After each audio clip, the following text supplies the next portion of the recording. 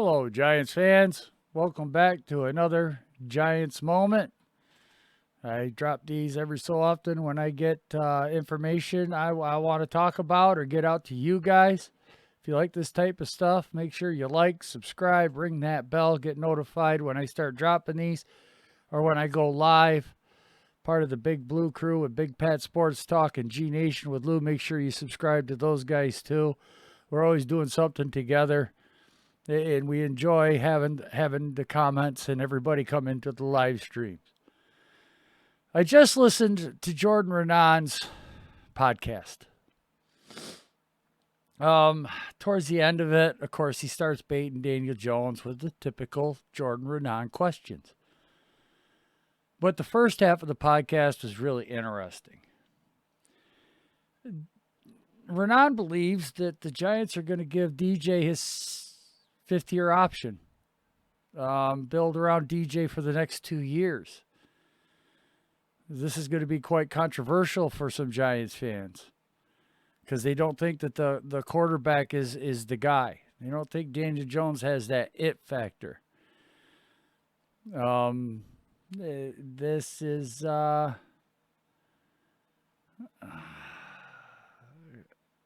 one of the confrontations with Giants fans. It's one of the biggest arguments with Giants fans. Now, look, I mean, DJ, right now, DJ's basically living at the training facilities. He's doing everything that's asked of him. I mean, we're not hearing really of anybody else at the training facility constantly working out. All he wants to do is win. He wants to be a winner. He wants to be the team leader. He has that drive, even after everything that's happened to him. This kid's been beaten down by the New York Giants fan base ever since we drafted him. When his name was called on the podium, everybody was like, huh? Boo. Video makers were making videos about him. I mean, what good thing, what positive thing has that guy gotten from this fan base? And then there's talk of Barkley or maybe Tony getting traded. So now, there's a division in the fan base again. And instead of, a player, we're going at each other. Look, it's all just speculation until it happens, guys. The media is doing what the media wants to do, and that's create articles that you guys are reading and discussing and getting hyped about and keeping alive. Now, another thing that Raanan did say that kind of got me thinking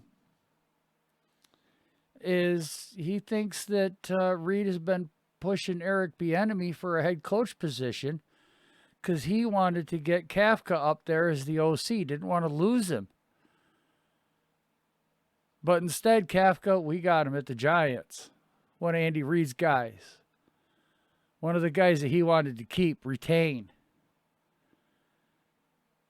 I mean, that tells me Andy Reid's got a lot of faith in that guy, especially if he was in charge of the passing game for the Kansas City Chiefs, because that was the high point. I believe Danial Jones can make all the throws that they're going to ask of him.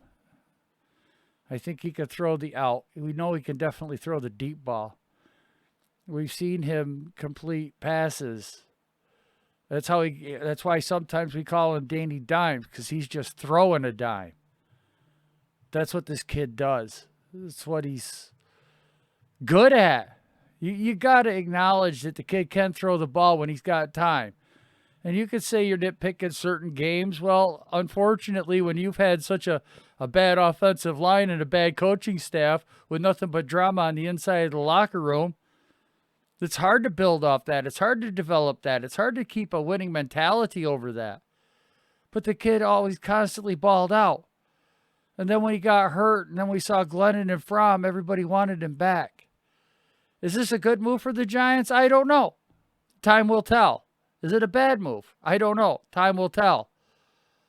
But I do like Danial more than I do like these other kids coming out in the draft. I mean, Daniel's got 3 years of experience. These kids have none. You know what you have in Danial Jones. You can say, yeah, he's a fumble machine. He throws interceptions. He's not a playmaker. That might be results from everything that's been thrown his way.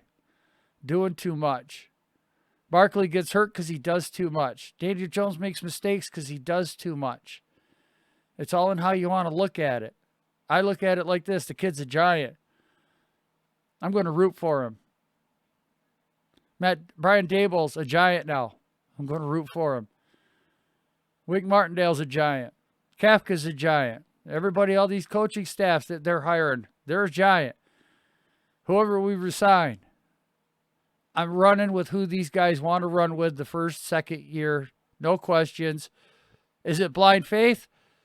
To a point, it is blind faith. But when I look at this, everybody that's on this coaching staff, they're winners. And they're going to teach these kids how to win. We got a very young team. We know they want to build through the draft. We're not going to get a bunch of free agents. We know the O-line is bad. But let's let them make the decisions that they want to do. This is not the same regime. The old regime is completely gone. Gettleman is gone. Don't think like Gettleman anymore. Think like Shane. Shane blew up the Bills when he was up over there. He wasn't the GM, but he was a part of that rebuild when the Bills took a $70 million dead cap hit for a year. And then all of a sudden, the Bills built the defense. Bills got a really good defense. Second year got Josh Allen. They felt he was the guy. Nobody else did. And then we got the coaches that built Josh Allen into what he is. We got the coaches that got Stephon Diggs for Josh Allen, that Diggs does for Allen. Look at that combination. They knew exactly what they were doing. Didn't give up much either. Just some some little tidbits here that I've been thinking about through the day after listening to that conversation. Got me thinking a little bit. And I just wanted to share that with you guys. These are my thoughts going on right now after hearing that. The Big Blue Podcast with Jordan Raanan. It's on Twitter. I see it streamed everywhere. Go check it out. I mean, the first 15 minutes is pretty interesting. After that, Raanan is just baiting DJ into giving him something for a highlight, I guess is what you want to say. But if you stuck around this long, thank you so much for watching. I do appreciate it.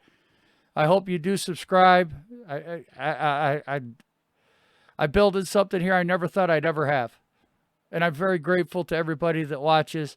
And I'm very thankful for everybody that keeps coming back and watching.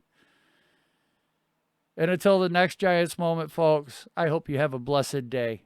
Take care and give your family a hug at the end. Peace.